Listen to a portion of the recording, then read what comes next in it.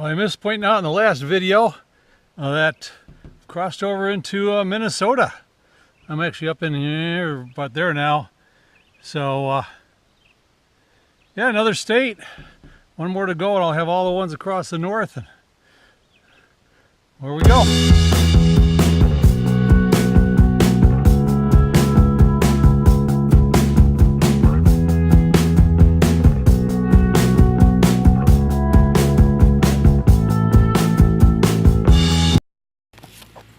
Good morning, YouTube.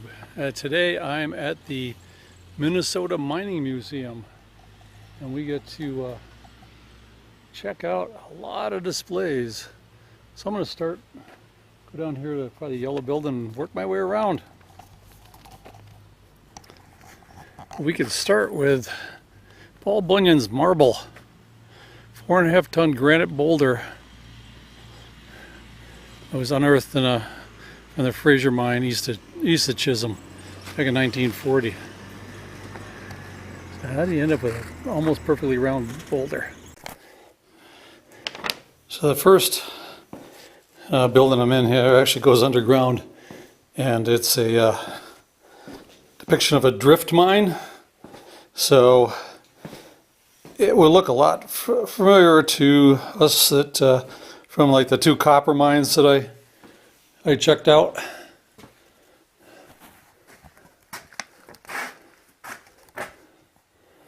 I know, electric car. This one looks like it's a little better maintained, or car. And so I have just the things about mining, but here's a horse-drawn school bus, and obviously the rains would have come through the doors, but get up here in the Iron Range, snow gets deep and you still got to get the kids to school. Pretty eclectic collection of things. Is all kinds of printing presses, or if you're interested in washing machines, here's some washing machines and the old. And for my forestry and lumberjack friends, I've only ever seen pictures of that kind of chainsaw,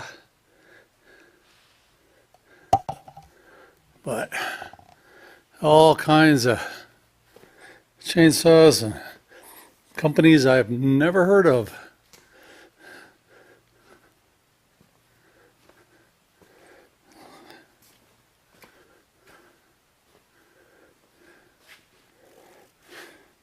And of course the old two-man saws. But and what visit to the North Woods wouldn't include a visit with Paul Bunyan. Now this is the smallest Paul Bunyan. This is one of the original Greyhound buses in 1916, white. I'm sort of surprised to find it here at the Mining Museum and not up at the Greyhound Museum. But get an idea, you face side to side. And pretty cool. I wonder if this is one of the ones they had problems with the springs and the overweight and hitting the tires. 1896 Henry to Detroit. I'm wondering if I could find a couple of matched bicycles and put something together that works something like this, and use this as my toad for the bus. Bet you I'd have trouble getting a license for the road. So with a lot of the iron mining being surface mining, you would have a big jet rig like this, would drill a hole down in, or like even bigger, like the one over there, the drill hole down in to put the blasting and basically blast off the side. But you need a lot of water to do that, so that would be the wagon hauling the water up for those jet drills to use. And I'm not sure just what that is. Looks cool though. So if you ever wonder what the inside of a caboose looks like, this would be it. Of course, you got places up here above to sit and watch the tracks forward and back. Get your stove, a nice edge on it so the coffee pot doesn't slide off. A couple of benches that I probably could be used as a bunk and storage underneath.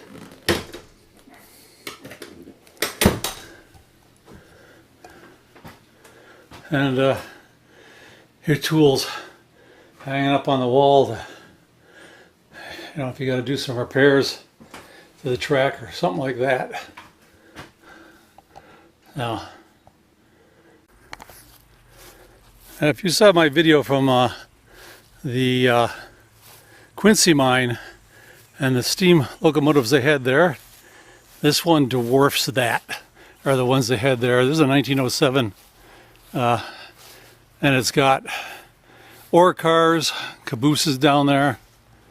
Let's take a look up inside here.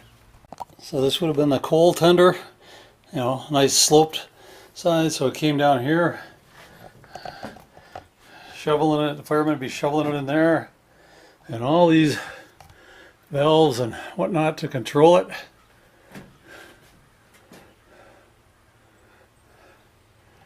Pretty elaborate.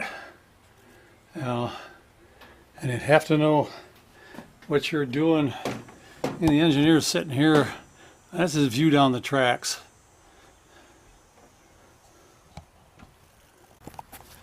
So from up here in the Iron Range, they would use these ore cars to, and still do actually, something similar, to haul them down to ports like Duluth, where ships like the Edmund Fitzgerald will come and fill up with the iron ore to take to the steel plants. And so we're gonna give you an idea. Like I said, compare this to a couple videos back with the copper mines and the old wooden ore cars and how much smaller they were. So I got another caboose I'm going to check out here. Now this one's a little more spacious, bigger beds. You got an eating area. It also face forward. Probably oil-fired stove. At this age, still got the edge so things don't slide off. Sink, and but you still got the spaces up here. And this one looks like if you're sitting sideways, so you look one way or the other. Probably could curl up there and catch a little bit of a breeze and a lot of smoke. But there's a spot here set facing backwards, and lavatory, which the sewage system is basically dump it out on the tracks. So think of that the next time you're walking down some railroad tracks, and thank the fact that they don't have cabooses anymore. Well, this is a old steam shovel and Caterpillar treads. I got two out wide and two in the back, and I'm guessing it's those two are the steers, judging by the pistons and stuff. But way back in the day, this would have been how they would have, after they blasted the ore off the sides, this is how they would have picked it up and loaded it into the cart. That's a goodly sized bucket.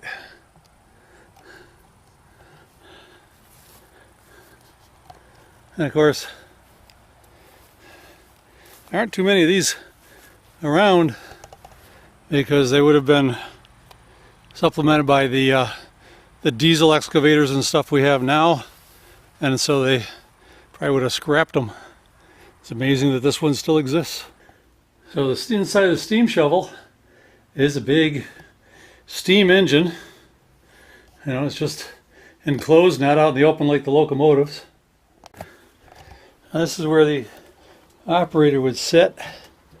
Looks like you got matching controls on either side, because if you're swinging the boom left or right, you want to be able to see what that bucket's doing. So, assume you jump back and forth between them, depending on which way you're moving it. So after the steam engine, or steam shovels, graduated to the diesels like this one. This could dig a pond that I would like in an hour, where I would spend a couple of days. So if that one held 70 ton, this one was half that size, would be a 35 ton. And now I'm going to walk over to that one. Tell you, the radiator on this thing is, oh, bigger than the windshields on my bus, or close to it.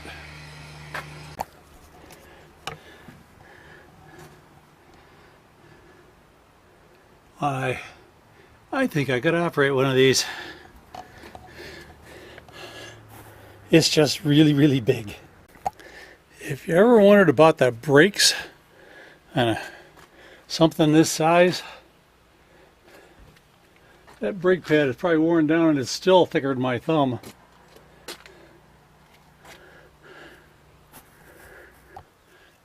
These tires on this are so tall, I can't reach the top of them. They got to be 9 feet. And for any school bus people out there, if you've got to buy tires for your bus, they got to be cheap compared to these things. I probably have to trade my bus just to buy one of these tires.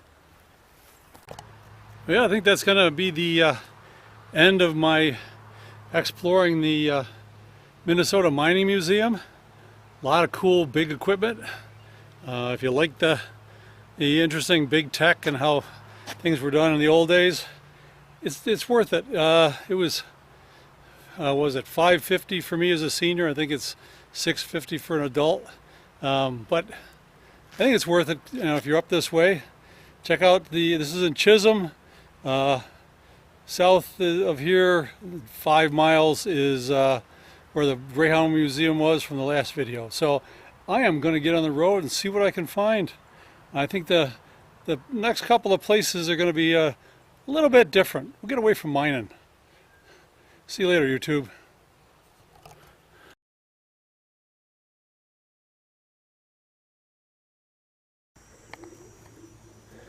Somehow this signal light reminds me of a Devo song. Wonder why.